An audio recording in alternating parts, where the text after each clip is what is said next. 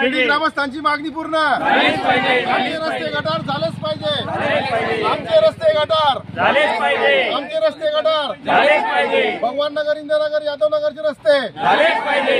अपूर्ण काम खोदून ठेवलेले रस्ते पूर्ण खोदून ठेवलेले रस्ते पूर्ण खोदून ठेवलेले रस्ते झालेच पाहिजे। आमची मागणी पूर्ण झालीच पाहिजे। आमची मागणी पूर्ण झालीच पाहिजे। रस्ते खोदून ठेवलेले झालीच पाहिजे। एक मिनिट। खेडी ग्रामस्थांची मागणी खेडी ग्रामस्थांची मागणी खोदलेले रस्ते अपूर्ण रस्ते ठीक। गेल्या 3-4 महिन्यापासून रस्ता हा खेडेगावातील भगवाननगर, यादवनगर आणि इंदिरानगर येथील रस्ते जे त्यांनी खोदून PWD मार्फत खोदून ठेवलेले आहेत आणि त्यामुळे नागरिकांना खूप त्रास होतो आहे।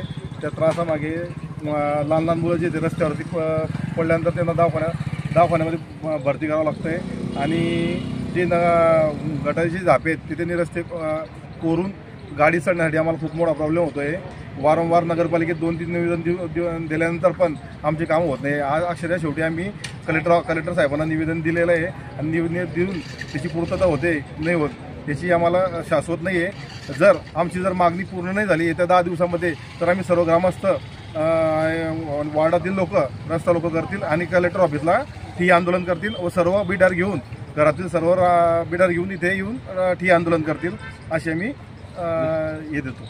आपलं नाव? अनिल पवार।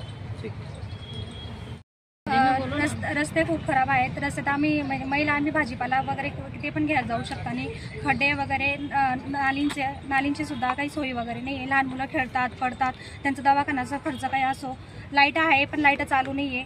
रात्री अपरात्री कोणी गेलं आलं तर काहीच येऊ शकत नाही। आमचं निवेदन आहे की आम्ही सगळे खेडीस्थानांनी इथे आलेलो आहेत, आमचं निवेदन स्वीकारावं आणि आमचे जे रस्ते वगैरे गटारी आहे ते सगळं आमचं निवेदन स्वीकारावं। काय मागणी तुमची?